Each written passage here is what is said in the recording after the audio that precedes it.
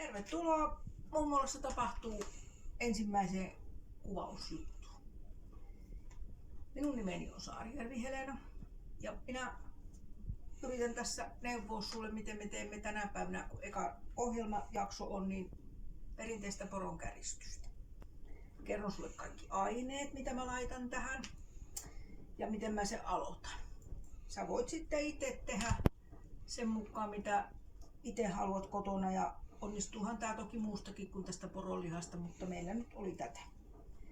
Tämän poronlihan kannattaa sitten, tai yleensäkin sen lihan, mistä leikkaa sitä lastua, niin kannattaa olla ainakin mahdollisimman kohmeinen, että ei mielellään niin kuin mistään sulasta lihasta se ei onnistu, koska niiden lastujen pitäisi olla semmosia melko ohkaisia. Mutta mä aukasen tämän paketin nyt ekaksi. Elikkä täältä otetaan tää poronpaisti. Tähän näin. Sitten mulla on täällä pari sipulia. Mä en tiedä tarviinko mä nyt ihan kaikkia, mutta on kuitenkin. Mustapippuria rouhittuna. Siihen menee mulla vähän sen ihan perinteistä ruokasuolaa. Ja sitten menee aitoa voita. Koska tätä ei oikeasti saa tehtyä millään margariinilla eikä missään tapauksessa öljyillä. Siitä ei tule sen makusta. Jos haluaa tehdä hyvän makuisen poronkäristyksen, niin sehän ikävä kyllä ei sitten olekaan mitään niinku semmoista dieettiruokaa, koska se voi siinä kuitenkin on. Sitten tarvitaan hauduttamiseen tätä vettä. No, lähdetään tästä. Minä alan veistelemään ja niin minä istun tässä, kun tää on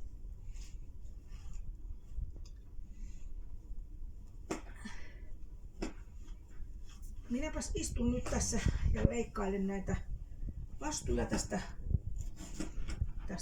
käristelihasta. Ja nämä on oikeasti tällaisia niinku hyvin ohkaisia. Elikkä jos nyt tästä vähän katsoo tälleen, niin tää on kyllä niinku melkoisen ohutta tavaraa. Ja se pitää olla. Ja sitten tää vielä toinen juttu, mikä tässä on, niin tää liha pitää leikata aina niinku syytten vastaisesti. Että se syyrakenne menee niin kuin poikki. Eli nyt kun tässä syyt menee näin päin, tässä lihassa, niin toki me leikataan silloin näin päin.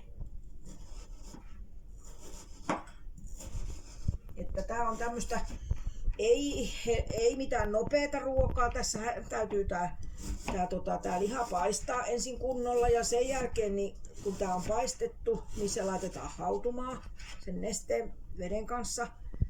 Ja joka tapauksessa, vaikka tätäkään ei ole, kun se 600 grammaa tätä lihaa, niin se hautuminen kestää sen tunti puolitoista.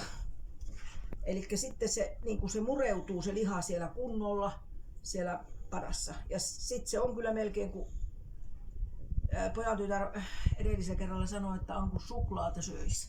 Niin tää on kyllä ihan yhtä herkkua. Me tehdään tämän lisukkeeksi tuommoinen perunamuusi tämmöisistä jauhoisista perunoista. Ja perunamuusihan nyt on semmoinen perinteinen, mitä nyt käytetäänkin tässä käristeen ohella. Ainakin, no kyllähän kai tietysti kuka vaan voi laittaa sen lisukkeeksi mitä vaan, mutta muusi on ollut semmoinen perinteinen. Ja sitten laitan siihen vähän, meillä on puolukkahilloa ja sekin on semmoinen aika tavanomainen lisääkin sitten sen muusin ja sen käristyksen niin kuin kaverina. Mutta aloitetaan nyt tästä, että mä saan tämän lihan tehtyä ensin ihan kokonaan tästä lastuksi. Mulla on täällä tämmönen metallifoliokuppi, mihinkä mä nyt laitan nämä lastut, kun muuten tämä minun työtasoni tulee liian täyteen. Ja meillä on nyt tarkoitus tehdä sillä tavalla näitä pikkujuttuja aina milloin mistäkin aiheesta, että välillä mä nyt saatan leipoa joinakin kertoina ja sitten joinakin kertoina saattaa olla ihan jotakin muuta, eikä ole vielä yhtään mitään tietoa, että mitä milläkin kerralla nyt olisi niinku sen kummemmin ajateltu muuta kuin, että kai mä ensi kerralla jotain niinku varmaan leivon, mutta ehkä noin luultavasti kerran viikkoon ajateltiin, että jos jotakin tämmöistä lähetettäisiin. Ja olisi kauhean kiva, jos tuut kattoon seuraavallakin kerralla ja kerro kavereille, vinkkaa, että tämmönen on.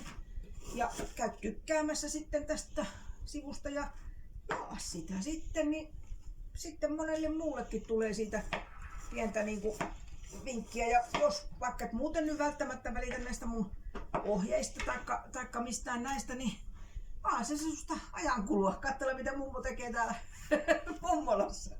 Tää on niinku vaan mummolaa, ei sen kummempaa. Ihan perinteistä mummoarkea. Joinakin päivinä meillä kuotaan sukkaa, toisena päivänä tehdään jotain yksinkertaisia kotitöitä.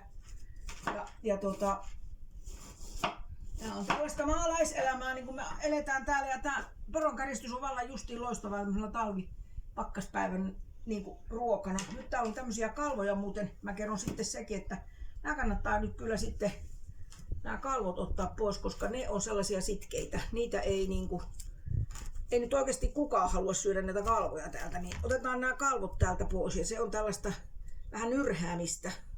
Mutta ne lähtee kyllä hirveän näppärästi, kun tää liha on kohmeessa, niin kun tätä lihan reunaa vaan pitkin irrottelee, niin tää kalvo lähtee täältä oikein näppärästi. Ei tää ole kovin vaikeeta. Missään tapauksessa ei ole semmoista, että ei kuka tahansa osaisi tätä. Tää osaa kyllä ihan kaikki. Mulla on kyllä hirveän monta semmoista kivaa pikku reseptiä, minkä mä ajattelin, että olisi kiva teidän kanssa tässä tehdä ja antaa teillekin joku vinkki. Niin saattaa olla semmosia hyvin, sanotaan nyt, niinku vanhan ajan tyyppisiäkin nämä minun vinkkini, mutta kun nämä on vähän tämmönen antiikkinen tyttö, eli niin sanottu mummo, niin se sopii niin kuin minusta tähän oikein hyvin. että lähdetään tällä tavalla liikenteeseen. Ja nyt mä teen tämän lihan loppuun. Tässä ei ole enää yhtään kalvoakaan, niin tää saadaan niin kuin aika kivasti veisteltyä. Ja kyllä tää aika kylmää työtä on, kun tää on niin kuin edelleenkin jäässä. Tänä pitäisi on kyllä kerta kaikkiaankin kylmänä. Jos tuntuu, ettei kärsi tehdä tätä niin kuin loppuun ilman, niin kannattaa käydä vähän kuuman alla niitä välillä huiluttelemassa niitä sormia, niin sitten ne taas paremmin jaksaa, mutta minulla nämä ei tässä kauheasti ole kerinnyt vielä kohomettua. Tästä otetaan nyt kaikki, mitä tästä tulee ja tämä niin laitetaan sitten käristymään pannulle ja voita siihen pannulle tosiaankin tarvii laittaa ja sitä menee siihen melko reilustikin, koska mä tykkään, että se täytyy olla kunnon voilla tehty ja sitten siitä tulee se, mitä siitä on tarkoitettukin tulevaksi. Jeps. Tää on vielä vähän se, ei tässä paljon enää ole, mutta kyllä tää vähän vaatii vielä. Nyt rupeaa jo olemaan vilikuiset sormet, mutta kyllä tästä kohta tulee ihan ok. No niin, loppua kohti. Ei mene kauan.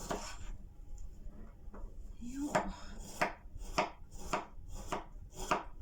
No niin. Kattokaapas niin. Niin vaan on kuulkaa puoli kiloa päälle. Kohta kuulkaa ihan lastua. Nyt on pieni vielä tuolla näköjään. Tommonen mikä otetaan pois, toi oli kanssa sitä kalvoa. Ja niistä ei kukaan tosiaan tykkää. Siinä on pieni jäänyt tonne. Mäpäs otan tältä puolelta sen kalvon nyt silleen, että se jää kokonaan pois. Mä luulen, että meidän Pate, se on meidän kissa, on äärimmäisen onnellinen, kun mä oon säästänyt noin pikku ripsust sille, niin se saa sitten kans herkkuja, nimittäin sehän käy joka kerta kattelemassa yleensä, että mitäs täällä keittiössä tehdään. Ja sille pitää kyllä aina ottaa kaikki hyvät. Se on niin vanha poika, meillä oli jo kohta 17 vuotta, että se on vähän niin kuin meidän ihan oikea perheenjäsen. Ja sen kanssa aika kuluu. Se kyllä pitää huolen heräämisistäkin, että ei kukaan nuku niinku liian pitkään. No niin, kattokaapas vaan, niin näin se vaan mummo sai tehtyä tämänkin palasen. Mulla on hyvä puukko. Tää ei ollut kyllä mun oma, mutta mä aina lainaan tätä. Tää on isännän puukko. Pannaan kaikki herkut sinne. Noniin. Se on siitä.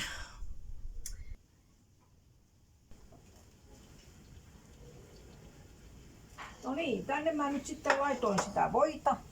Sitten laitoin noita vastuja, eli tuota poronlihaa. Mutta sitä ei saa laittaa täyteen sitä astiaa, ettei se liian paljon kerralla. Sitten mä panin vähän tuota mustapippuria sinne ja näitä pilikottuja sipulia jonkun verran. Ja näitä annetaan nyt tässä hiljaksi sitä ruskistua tässä voissa. Voi laittaa vähän suolaakin, jos tykkää tässä vaiheessa laittaa, mutta sen voi laittaa sittenkin vasta kun laitetaan ne tänne hautumaan. Täällä on nyt jo osa, jotka on jo paistettu ja ne laitetaan sitten kun mä laitan kaikki, niin mä laitan sinne vettä. Annetaan hautua.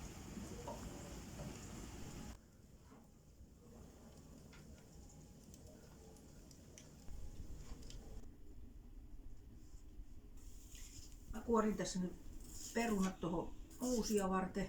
Mulla oli tässä 8 tämmöistä aika isoa perunaa. Tää on nyt viimeinen peruna ja pistin ne valmiiksi lohkoiksi, koska se nopeuttaa sitä perunan kypsymistä sitten aika huolettoman paljon. Ja sit mä teen tähän kohta sen muusin ja katsotaan sitten mitä me jatketaan sen suhteen sitten. Mä vien tämän nyt kiehumaan tuonne hellalle.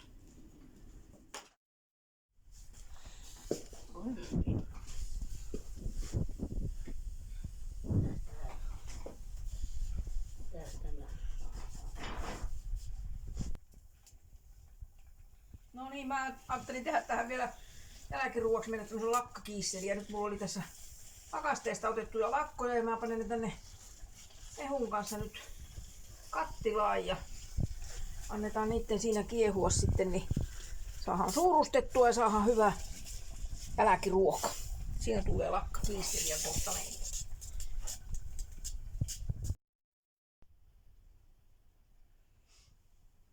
No nyt mä teen tän perunamuusin, että täällä oli kuumat perunat kypsiä ja vähän voita pistin sinne joukkoon.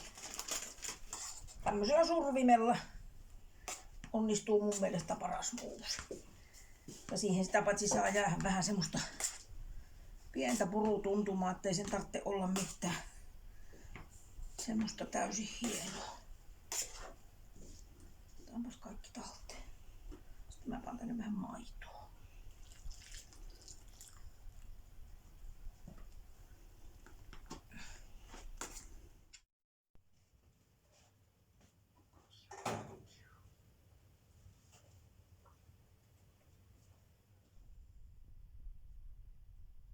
No niin, tässä on nyt meillä tämmönen valmis annos perunamuusia ja oikein hyvin hautunutta poronkäristystä.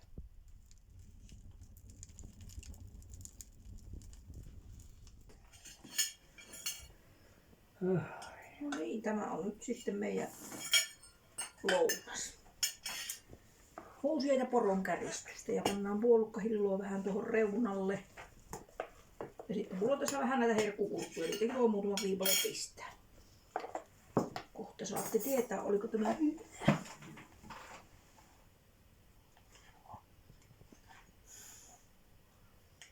Kyllä niin kokeilee.